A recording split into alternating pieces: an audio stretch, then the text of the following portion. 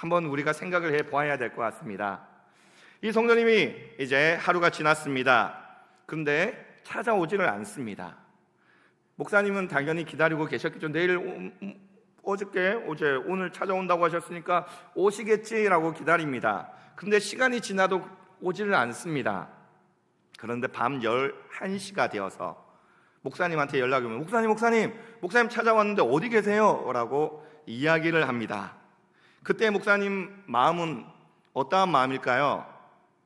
이 사람이 지금 정신이 있나? 라는 생각을 가질 수밖에 없는, 정말 우리의 상식으로는 맞지 않는, 혹여나 또는 목사님 내일 찾아갈게요 라고 얘기하고는 새벽 4시에 찾아옵니다. 새벽 4시에 뭐 어떠한 일이 있어서가 아닙니다. 목사님 그냥 이 시간에 오고 싶어서 찾아왔습니다. 목사님 내일 찾아간다고 했으니까 새벽 4시에 와도 뭐 상관없지 않습니까? 라고 대답을 한다면 목사님 참 당황할 것입니다. 목사님께서 당연히 내일 당연히 찾아와도 되지요 라고 하는 이 대답 안에는 호의가 깔려져 있습니다. 배려가 깔려져 있지요. 당연히 이제 성도님께서 찾아온다는데 물론 제가 그 시간을 비워서 성도님을 만나 뵐 수 있도록 그렇게 하겠습니다 라고 하는 배려가 깔려져 있습니다. 그런데 이것이 권리는 아닙니다. 권리로서 당연히 내가 목사님 찾아오면 내 권리니까 찾아갈게요 라고 하는 그러한 의미로서가 아닌, 목사님은 당연히 성도님을 배려하는 마음, 호의하는 마음 가운데에 그러한 대답을 했습니다. 반대로 생각을 해보겠습니다. 제가 성도님들한테, 집사님한테, 장로님한테, 권사님한테 연락합니다. 권사님 제가 내일 권사님 찾아뵙겠습니다 라고 얘기를 합니다. 그리고는 새벽 4시에 찾아갑니다. 새벽 4시에 찾아가서 대답하기를 권사님 새벽 5시 반에 새벽 기도가 있어가지고 제가 이 시간에 좀 일찍 찾아왔습니다 라고 대답을 합니다. 혹은 밤 11시 거의 12시가 다 된 시간에 권사님 제가 오늘 안에 왔으니까 뭐 괜찮은 거지요 라고 대답을 합니다. 이제 대답을 해드립니다. 그럼 권사님은 뭐라고 생각하실까요? 목사님 내년에 보기 힘들 수도 있겠네요 라고 하는 생각을 하실 수도 있을 것입니다. 그 말은 상황이 맞지 않는, 당연히 이제 우리 권사님께서는 호의로서, 배려로서 목사님 찾아오세요 라고 했지만 그 우리의 상식과 맞지 않는 행동을 했을 때에 우리는 난처하거나 당황을 하게 됩니다. 오늘 본문이 어쩌면 그러한 본문입니다. 어쩌면 우리의 상식과는, 문화와는 맞지 않은 그러한 본문이 오늘 본문일 것입니다. 그런데 예수님께서는 우리가 보기에는 파격적인 내용으로 말씀을 하십니다. 성경에서 예수님이 우리에게 내 이름으로 무엇이든지 구하라 라고 말씀하셨습니다. 그러나 그 말씀은 애정과 사랑의 표현으로 우리가 생각을 해야 합니다. 혹시 로또 1등이 되게 기도하신 분이 계실까요? 기도하고 계시는 분이 계실까요? 기도해가지고 로또 1등 당첨됐다 한 번도 들어본 적이 없는 것 같습니다. 혹여나 내가 간절히 기도해가지고 간절히 내가 간절히 하나님이 싫어하시는 범죄 행위 가운데 하나님 이 범죄 행위 돕게 해주십시오 뭐 이러한 기도 하나님께서는 들으시지 않습니다. 하나님께서는 무엇이든지 기도하라, 구하면 무엇인지 줄게 라고 할 때는 애정과 사랑으로 너희는 내 자녀이니 자녀답게 필요한 것을, 자녀에게 맞는 것을 줄게 라고 하나님께서는 말씀하신 겁니다. 좀 올라오기 전에 우리 딸아이가 위험한 도구를 가지고 집을 만들고 있더라고요. 제가 말했죠. 위험해 라고 말합니다. 엄마 같았으면 큰일 날 행동이었겠지요. 끊었겠지요. 저는 그래 한번 다쳐봐라. 혹시나 네가 다치면, 아프면 다음부터 안 하겠지라는 생각으로, 다치면 그거 이제 너 아플 거야 라고 올라와 버렸습니다. 근데 조금 전에 울더라고요. 제 마음이 어땠을까요? 그냥 다쳤나? 다치진 않았나? 라는 그러한 걱정. 어쩌면 그냥 해봐라 그런 것이 아니라 정말 사랑으로 이 아이에게 정말 필요한 애정과 사랑으로서 구하는 것을 주는 거지, 네 하면 진짜 다쳐봐라 라고 하는 그러한 마음이 하는 것이 아니라, 하나님께서 우리에게 구하라고 말씀하셨을 때에는 애정과 사랑으로서, 그 표현으로서 우리에게 말씀하신 것으로 우리가 받아들여야 합니다. 사실 우리가 아무리 기도하더라도, 간절히 기도하더라도 하나님께서는 그것을 들어주실 의무는 없습니다. 그렇지 않습니까? 하나님께서는 우리의 기도를 들어주실 의무는 없습니다. 왜냐하면 하나님은 창조주이시기 때문입니다. 우리는 누구? 피조물입니다. 피조물이기 때문에 우리가 무슨 권리로서 하나님 앞에 구한다 하더라도 하나님께서는 우리가 하나님 앞에 구할 수 있는 권리가 아무것도 없습니다. 단지 그냥 기도하더라도 하나님 그냥 안 듣더라도 우리는 뭐라 말할 수 없는 그러한 존재들입니다. 그런데 그것 가운데에 하나님께서는 파격적인 이야기를 오늘 말씀 가운데에 해 주십니다. 우리 5절과 6절 말씀을 함께 읽어보겠습니다. 5절과 6절입니다. 시작. 또 이르시되 너희 중에 누가 벗이 있는데 밤중에 그에게 가서 말하기를 벗이여 떡 세 덩이를 내게 구워 달라. 내 벗이 여행 중에 내게 왔으나 내게 먹일 것이 없노라 하면, 예수님께서는 11장에서 기도를 가르치기 시작합니다. 기도를 가르치세요. 이 기도를 가르치면서 예화를 드십니다. 그 예화가 오늘 지금 5절과 6절 읽는 내용 가운데 있습니다. 어떤 사람이 다른 곳에서 있다가 친구에게 늦게 찾아와서 말합니다. 떡 세 덩이만 구워 달라라고 요청을 합니다. 늦은 시간이었습니다. 그런데 그에게 마땅히 내어줄 음식이 없었습니다. 그래서 이웃집에, 친구 집에 가서 부탁을 합니다. 그 집에 가서 나에게 먹을 것 좀 구워달라라고 요청을 하게 됩니다. 그때에 불이 다 꺼졌습니다. 그리고 가족들이 다 침상에 누워서 잠을 자려고 하는 상황이었습니다. 과연 그 상황 가운데에서 친구에게 떡을 빌려주는 것, 그것은 호의일까요? 아니면 의무일까요? 우리는 대부분 우리 한국 문화에서는 호의입니다. 너무 다 불이 꺼져 있는 상황, 잠들기 전 그 사람이 찾아와서 지금 떡을 구하는 그 상황, 무례한 행동이지요.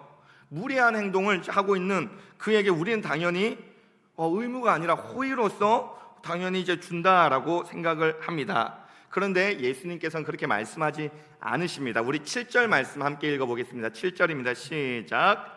그가 안에서 대답하여 이르되 나를 괴롭게 하지 말라. 문이 이미 닫혔고 아이들이 나와 함께 침실에 누웠으니. 8절입니다. 시작. 내가 너에게 말하노니 비록 벗됨으로 인하여서는 일어나서 주지 아니할지라도 그 간청함을 인하여 일어나 그 요구대로 주리라. 아멘. 요구대로 주리라. 무슨 말이죠? 주겠다라는 거지요. 그 밤늦게 찾아와서 너무 지금 뭘 할 수 없는 상황 가운데서 정말 귀찮을 겁니다. 정말 그 귀찮은 가운데에 지금 주겠다라고 이야기를 합니다. 개역개정의 성경에서는 간청함으로 번역되는데 새 번역에서는 졸라대는 것이라고 번역되어져 있습니다. 그리고 또한 원어에서는 수치스러움, 부끄러움이라고 하는 그러한 뜻도 포함되어져 있습니다. 그러니까 이것은 개인의 명예에 관한 일이다라고 하는 뜻입니다. 어떠한 뜻이냐면, 다시 친구가 여행을 왔습니다. 이웃에게 밤늦게 와서 떡을 달라고 합니다. 귀찮아서 안 주었다라고 하는 사실이 동네에게 알려지게 되면 그것이 수치스러움이 된다, 이것입니다. 그것이 내가 안 빌려주게 되면, 음식을 안 주게 되면 그것이 수치스러운 모습이 되기 때문에 내가 그것을 준다, 당연한 권리를 얘기하고 있는 것입니다. 권리. 호의로서 얘기하는 것이 아니라 권리로서 내가 밤늦게 가더라도 그것을 받을 수 있는 그러한 그 문화 가운데에 있었던 그 내용을 예수님께서는 말씀을 하시면서 권리를 이야기하고 계십니다. 기도는 무엇이냐면, 기도는 특권이자 권리입니다. 기도는 하나님께서 우리에게 주시는 호의가 아닙니다. 호의로서 내가 한번 들어줄게, 싫은데 뭐 이러한 것이 아니라 우리가 하나님 앞에 마땅히 구할 수 있는 거고 또한 요구할 수 있는 권리가 기도인 것입니다. 특권이다라고 말할 때에는 다른 사람에게 주어지지 않는 특별한 혜택을 누리는 것이 특권이다라고 이야기하는 것입니다. 우리가 그래서 특권을 누린다 하면 다른 사람은 안 하니까 나는 좀 특별하네 라고 하는 좀 그러한 기분이 드는 것이 특권일 것입니다. 그러면 권리는 무엇일까요? 정당하게 행사할 수 있는 것, 정당하게 행사할 수 있는 것을 권리다라고 이야기를 합니다. 즉 기도의 특권, 기도의 권리는 우리가 특별하게 누리는 것이자 당연하게 요구할 수 있는, 정당하게 행사할 수 있는 것이 기도다라고 이야기하고 있습니다. 무엇을 가르치면서? 예수님께서 기도를 가르치면서 지금 밤늦게 너무나 민폐인 상황 가운데 놓여 있는 그 상황을 말씀하시면서 권리를 이야기하십니다. 기도는 무엇이다? 당연한 권리로서 하나님 앞에 나아갈 수 있는 것이 기도다라고 말하고 있는 것입니다. 물론 이 비유는 하나님이 우리가 기도하는 것은 무엇이든지 기도하는 대로 다 들어주실 의무가 있으시다는 점을 가르쳐주는 것이 아닙니다. 그것을 강조하고 있는 것이 아닙니다. 왜냐하면 기도는 우리가 원하는 것을 얻어내는 수단이 아니라 하나님을 인격적으로 경험하는 수단이기 때문입니다. 기도는 우리가 원하는 것을 얻어내는 수단이 아니라 하나님을 인격적으로 경험하게 되는 것이 기도다라고 말씀하고 있는 것입니다. 저는 계속해서 기도에 대해서 말씀을 나누고 있습니다. 어떻게 보면 간절히 기도하세요, 간절히 기도하세요 라고 하기보다는 우리가 기도를 통해서 하나님을 경험합니다. 하나님을 만납니다. 우리가 자녀로서 당연히 하나님께 나아가야 되고 우리가 걱정할 수밖에 없지만 하나님 앞에 기도할 때 하나님께서는 그것을 들어주십니다. 이러한 모습으로 계속 말씀을 드리고 있습니다. 기도하면 반드시 응답하십니다 라고 말씀드리는 것이 아니라 그 너머에 있는 우리가 기도할 때에 그 응답하시는 그 하나님을 경험하는 것이 기도다라고 말하고 있는 것입니다. 기도를 통해 우리는 하나님의 마음을 알게 됩니다. 또한 동시에 우리가 구하는 것이 정말 우리한테 최선인가, 정말 그것이 합당한가를 깨닫게 해주는 것 또한 기도입니다. 우리는 우리 스스로가 무엇이 옳고 그른지 다 알 수 없습니다. 판단할 수 없습니다. 헤아릴 수 없습니다. 그 가운데에서도 기도하는 것이 우리의 모습입니다. 혹여나 이것이 간절히 필요하고 이것이 들어주기를 바라는 마음 가운데에 우리는 기도할 때도 많습니다. 하지만 그것이 되지 않을 때도 많고 그것이 응답되지 않음으로 말미암아 실망할 때도 많습니다. 하지만 그 기도할 때에 응답하지 않는 다른 모양으로, 우리가 기대하지 않았던 또 다른 모양으로 인도해 나아가시는 분이 우리가 믿는 하나님이십니다. 그것을 통해서 우리는 하나님의 역사하심을, 하나님의 인도하심을, 하나님이 내가 구한 것보다 더 크시다는 것을 경험하게 됩니다. 무엇을 통해서요? 우리가 하나님 앞에 기도함을 통해서, 내가 기도한 것까지만, 기도한 내용만 응답하시는 것이 아니라 그 너머에 일하시는 그 하나님을 경험할 수 있게 해주시는 것이 기도다라고 하는 것입니다. 우리의 기도를 하나님께서는 들어줄 의무가 전혀 없으십니다. 그런데 왜 들어주십니까? 하나님께서 우리를 자녀 삼아 주셨습니다. 그리고 그 권리를 우리에게 허락해 주셨습니다. 그로 말미암아 우리는 하나님 앞에 기도로서 나아갈 수 있게 되었습니다. 이것을 우리는 무엇이라 얘기하냐면 은혜라고 이야기를 합니다. 은혜. 하나님 앞에 기도할 수 있는 것이 은혜라고 하는 것입니다. 왜 그렇습니까? 우리를 자녀 삼아 주셨으므로 말미암아 하나님 앞에 기도할 수 있는 권리, 특권을 부여받았기 때문입니다. 우리 읽지는 않았지만 누가복음 11장 9절에서 13절 말씀 우리 천천히 함께 합독해서 읽어보도록 하겠습니다. 시작. 내가 또 너희에게 이르노니 구하라 그러면 너희에게 주실 것이요 찾으라 그러면 찾아낼 것이요 문을 두드리라 그러면 너희에게 열릴 것이니 구하는 이마다 받을 것이요 찾는 이는 찾아낼 것이요 두드리는 이에게는 열릴 것이니라. 너희 중에 아버지 된 자로서 누가 아들이 생선을 달라 하는데 생선 대신에 뱀을 주며 알을 달라 하는데 정갈을 주겠느냐. 너희가 악할지라도 좋은 것을 자식에게 줄 줄 알거든 하물며 너희 하늘 아버지께서 구하는 자에게 성령을 주시지 않겠느냐 하시니라. 아멘. 구하는 대로 주시겠다라고 말씀을 하십니다. 하지만 13절 마지막에 구하는 자에게 무엇을 주시지 않겠느냐? 성령을 주시지 않겠느냐라고 말씀하십니다. 여기서 성령을 주신다라고 하는 예수님의 말씀을 갈라디아에서 말씀과 연결해서 보게 되면 갈라디아서 4장 6절입니다. 너희가 아들이므로 하나님이 그 아들의 영을 우리 마음 가운데 보내사 아빠 아버지라 부르게 하셨느니라. 아멘. 하나님께서 우리에게 성령을 주심으로 말미암아 아빠 아버지라 부르게 하셨습니다. 그 하나님께서는 그 성령을 통해서 주신 그 확신을 가지고 구하는 이마다 찾는 이마다 하나님 앞에 이제 나아갈 수 있고 하나님께서는 열어주시겠다라고 말씀하십니다. 그리고 그 자녀들에게 좋은 것으로 주시겠다라고 말씀하십니다. 우리에게 특권은 하나님께서 우리의 기도를 들어주시는 것이 특권이 아닙니다. 그저 우리가 바라는 것, 소원하는 것을 들어주시는 것이 특권이 아니라 무엇이 특권이냐면 하나님을 아버지라 부를 수 있게 된 것, 그것이 특권입니다. 그것이 우리가 하나님 앞에 나아갈 수 있는 당연한 이제 권리로서 부여받은 것입니다.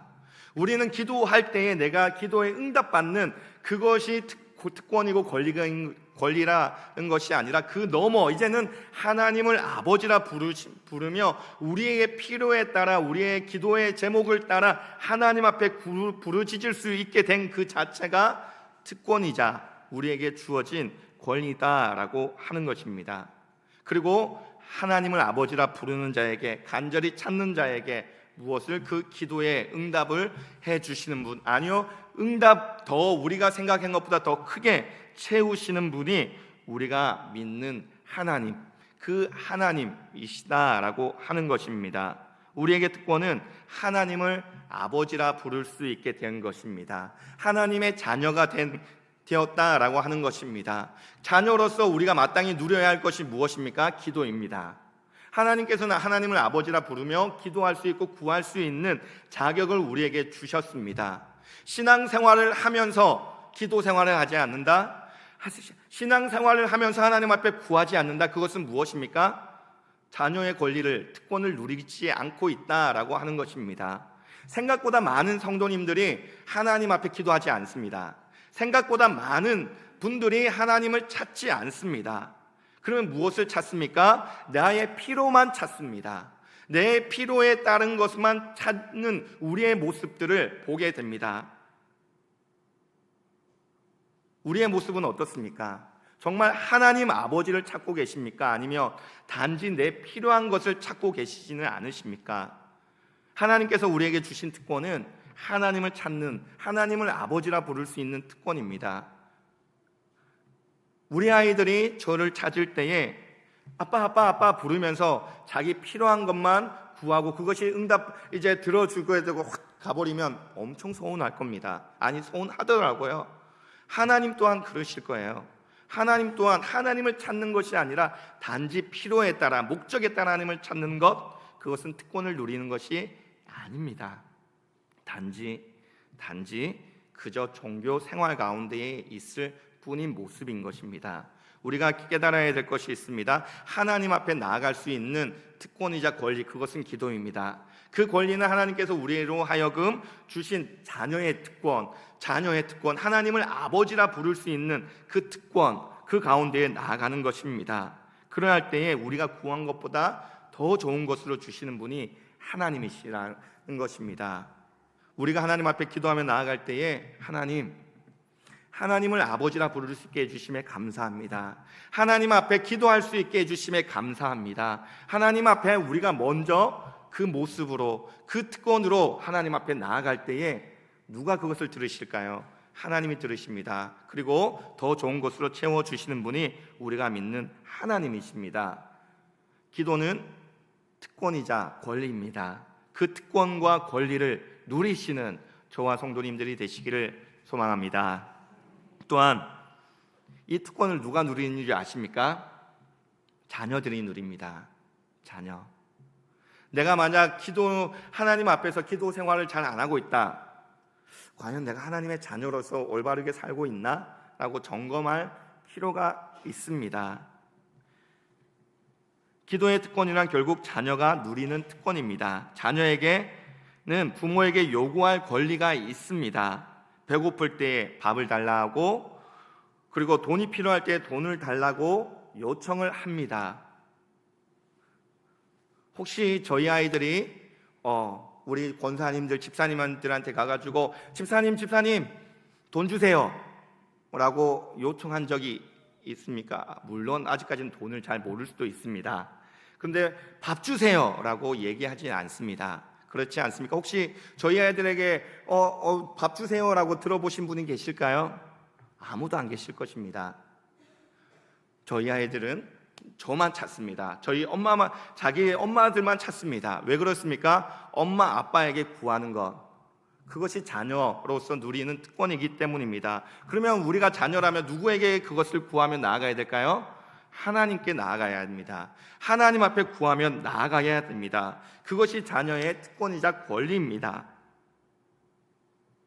그런데 오늘 기도 가운데에서 그것은 관계에서 비롯된 권리를 강조하고 있습니다. 관계에서 비롯된 권리. 따라서 기도할 때 우리가 절대 잊지 말아야 할 것은 우리가 하나님의 자녀다라고 하는 것을 잊지 말아야 합니다. 그 관계를 통해서 우리는 기도하며 아빠, 아버지라 부르며 나아갑니다. 그래서 기도는 권리다, 특권이다라고 말합니다. 그래서 그 특권은 자녀가 누릴 수 있고 그 권리는 자녀가 누리는 것입니다.